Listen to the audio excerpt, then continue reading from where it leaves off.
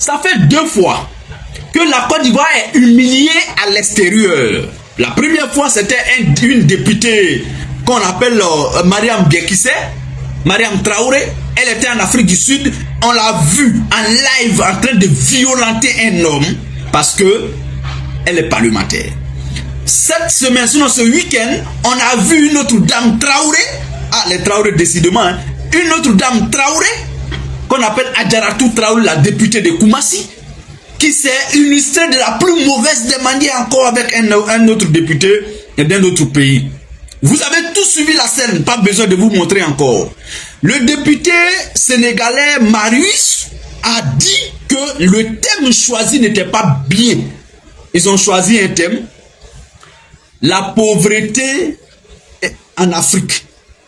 Et ce qui accompagne. Il dit non, que lui n'est pas d'accord avec ce thème, que lui, il sait très bien que l'Afrique n'est pas pauvre. Mais qu'au lieu de dire la pauvreté, qu'on dise l'appauvrissement de l'Afrique. Que parce que quand on dit la pauvreté de l'Afrique là, c'est que ceux qui le disent sont les véritables problèmes de la pauvreté en Afrique. Parce que ceux qui le disent ne sont pas vrais. Ce n'est pas vrai de le dire. L'Afrique n'est pas pauvre. Bon, vous êtes, on est ensemble ce matin. Dites-moi la vérité. L'Afrique, elle est pauvre.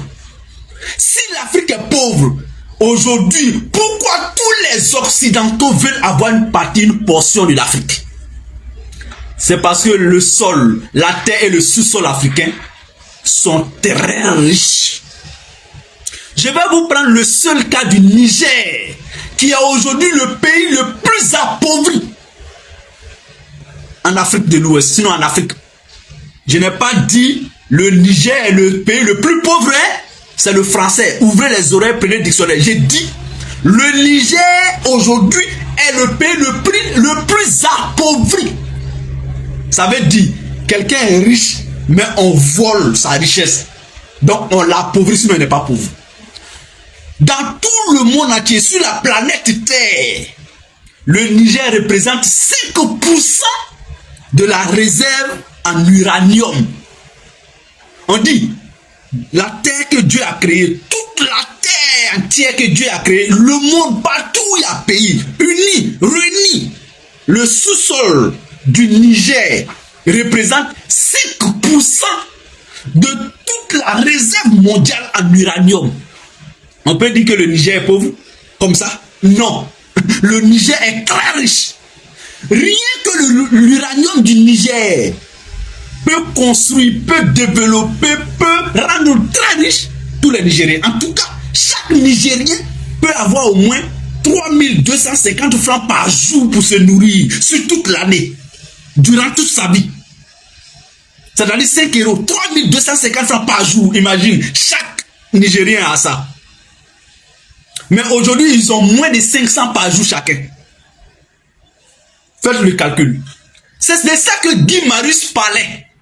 Et notre député, parce qu'il a dit que les chefs d'État, c'est eux qui appauvrissent l'Afrique. Il dit nos chefs d'État. Donc ça veut dire quand il dit nos chefs d'État, il parle même des chefs d'État sénégalais. Mais la députée a trouvé qu'il venait d'insulter comme ça les chefs d'État. Comme si elle était partie pour défendre les chefs d'État. Elle n'est pas ministre. Elle n'est pas premier ministre, elle n'est pas partie au Parlement pour aller, en tout cas, défendre un chef d'État, mais plutôt aller défendre la cause du peuple. Et c'est ça que Guy Marius avait compris. Entre elle et Guy Marius, qui partait pour la cause du peuple africain, sinon du peuple de la CEDEAO. C'est Guy Marius qui partait pour défendre véritablement les causes de la CEDEAO et du peuple de la CEDEAO. Elle partait pour défendre les causes d'Alassane Ouattara. C'est pourquoi, à l'évocation du nom chef d'État, elle a rougi. Elle est rentrée dans tous ses états. En tout cas, elle a montré aux êtres, à tout le monde entier, comment elle se comporte dans son foyer. Elle est insolente, elle est arrogante, elle est violente dans son foyer. C'est ce qu'elle a montré hier devant le monde entier. Ce n'est pas autre chose, hein. Ne pensez pas que parce qu'elle est députée, oui, les députés se tapent dessus, machin. Non, une femme telle que celle-là, elle n'est pas bien dans un foyer. Et son mari peut témoigner. Donc, c'est une honte pour la Côte d'Ivoire. Et vous voyez ça? Le RHDP la célèbre. Les militants RHDP l'applaudissent. Il la célèbre parce qu'elle a bien fait de s'illustrer de cette manière, parce qu'elle a bien fait d'humilier la Côte d'Ivoire. Le RHDP est un parti qui célèbre la honte et les médiocres. J'ai posé comme thème la haine, la violence et le tribalisme dans le débat politique en Côte d'Ivoire. Le RHDP, bourreau ou victime? Parce que c'est le parti au pouvoir aujourd'hui où nous nous parlons. Voyez-vous, mesdames et messieurs, le RHDP, sinon le RDR devenu RHDP, heureusement, a fait ce qu'on appelle l'opposition en Côte d'Ivoire pendant presque plus que 15 ans. Entre 15, 16, 17 ans, voire même 18 ans de combat dans l'opposition. Puisque vous le savez, le RDR a été créé en 1994 et il a fini par accéder au pouvoir d'État en 2010, sinon 2011.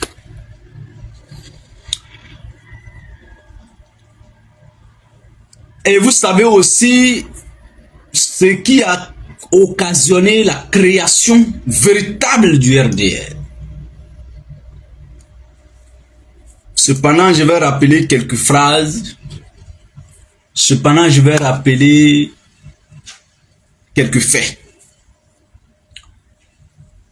Ce sont des successions de phrases, de faits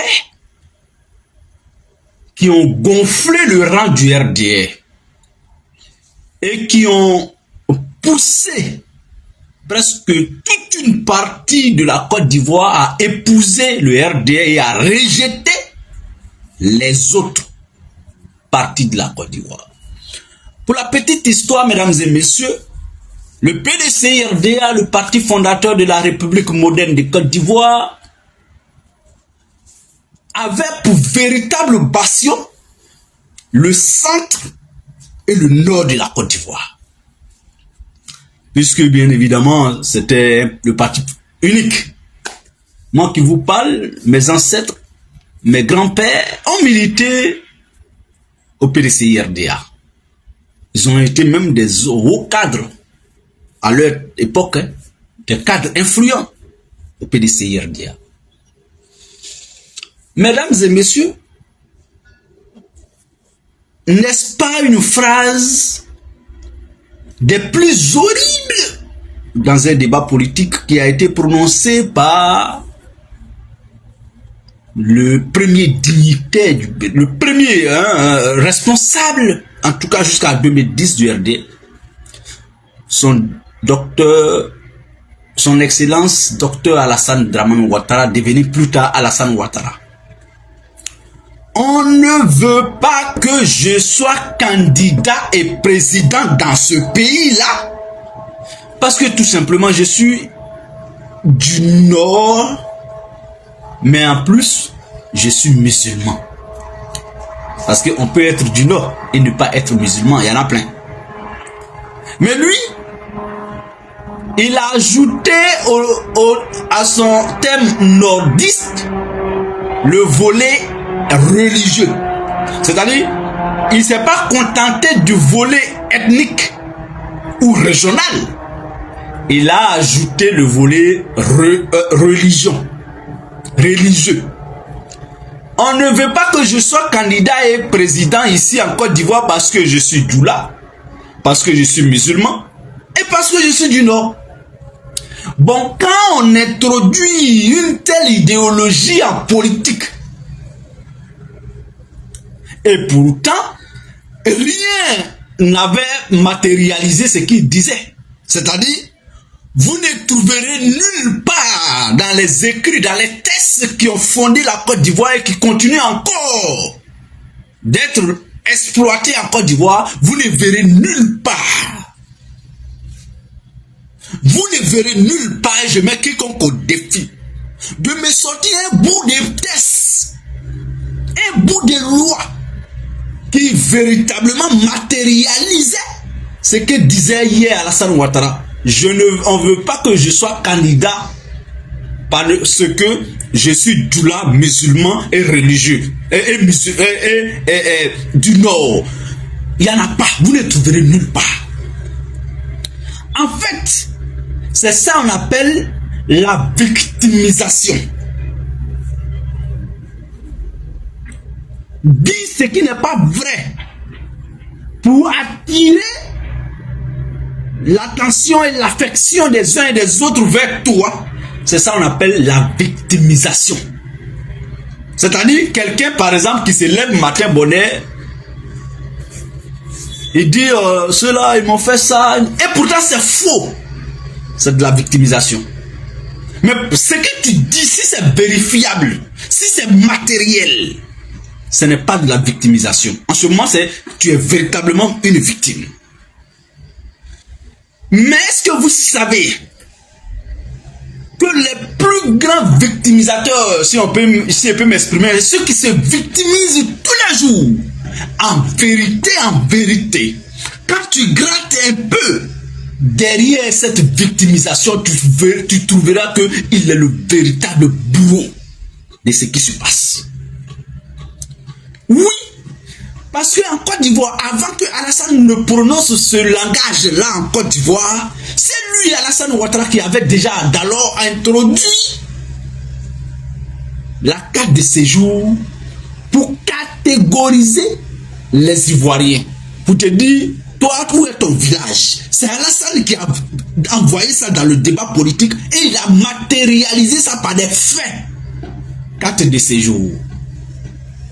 C'est pourquoi je dis, les phrases et les faits sont réels, sont là pour démontrer par tous les moyens qu'il ne doit pas faire la morale à quelqu'un aujourd'hui dans le débat politique, en tout cas en ce qui concerne le tribalisme, la xénophobie, la haine et la violence dans le débat politique. Tous ces mots-là ont une source, ont des auteurs. Et quand vous regardez bien la Côte d'Ivoire plurielle, vous verrez que dans l'opposition, le RDR a toujours passé son temps à dire ils m'ont fait ça, ils m'ont fait ça, parce que je ne suis pas ça. Aujourd'hui encore, le rôle a changé, ou bien les rôles ont changé. Ceux qui étaient hier dans l'opposition et qui accusaient les tenants du pouvoir, aujourd'hui se trouvent au pouvoir et qui continuent toujours d'accuser ceux qui sont passés dans l'opposition à leur place. Ce n'est pas juste. Ce n'est pas vrai. Et c'est ça, en vérité, qu'on appelle de la victimisation. Est-ce que vous avez compris un peu ce jeu de rôle? Voici hier le RDR qui avait de grandes difficultés. Voici hier le RDR qui était acculé et qui était dans l'opposition. Son premier rôle, opposition. On est dans l'opposition, on accuse le régime de nous traquer, de nous acculer, de faire tout ce qu'un régime peut faire à son opposition. Ok, on peut dire, bon, quand on est faible, effectivement, le plus fort peut essayer de t'écraser parce que toi, en tant que faible, tu n'as rien à faire. Tu ne peux pas écraser celui qui est plus fort que toi.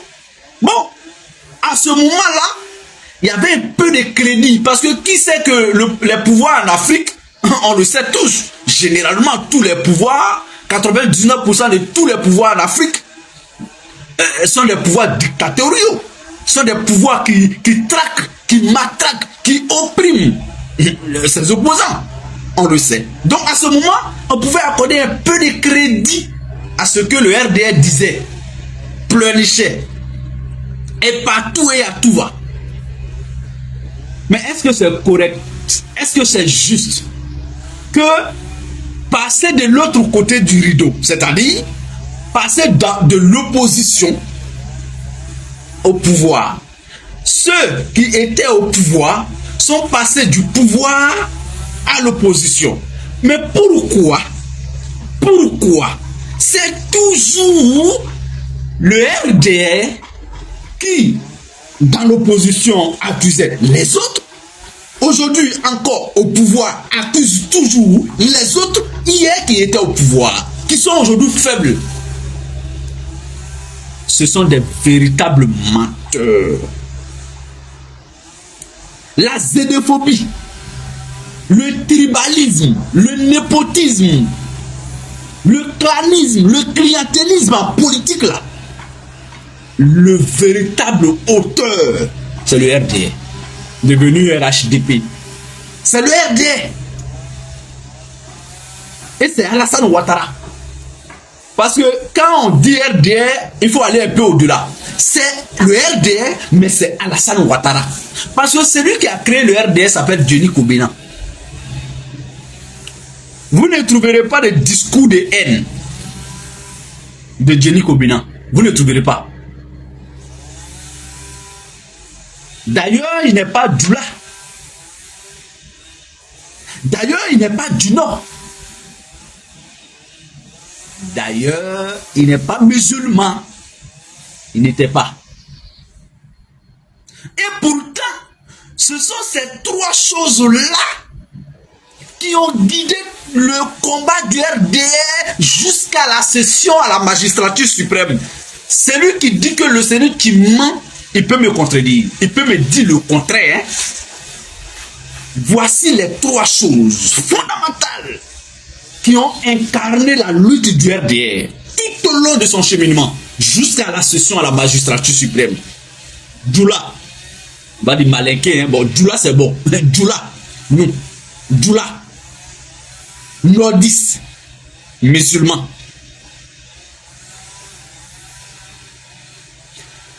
Je vais vous donner une référence.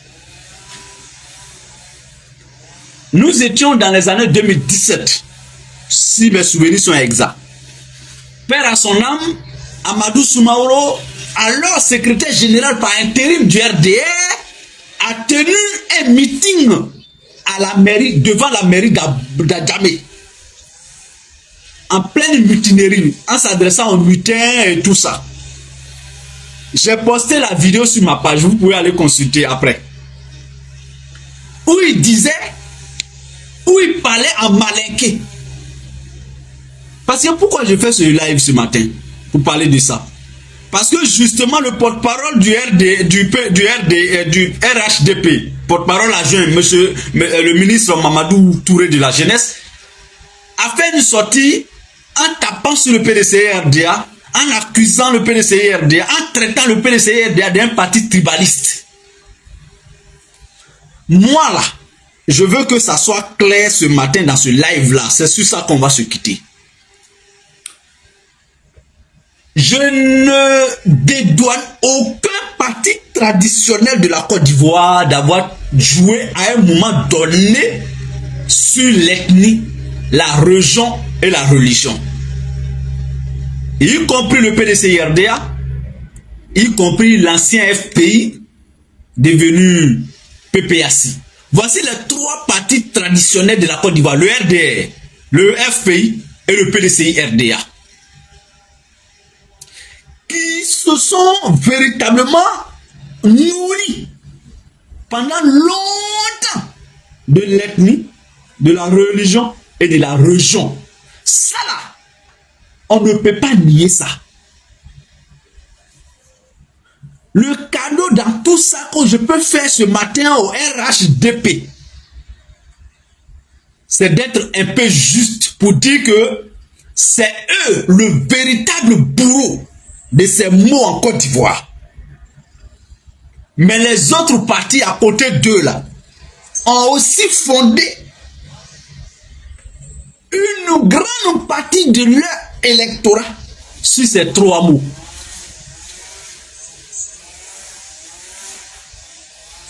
Ça, c'est indéniable. C'est pourquoi, pour être à l'aise, moi, j'ai choisi d'être GPS. Pour être à l'aise. Pour parler, bon, si j'étais RDR, si j'étais PDCI, si j'étais PPACI ou bien FPI, ça serait très maladroit de ma part de venir taper sur RHDP, les tribalistes. Non.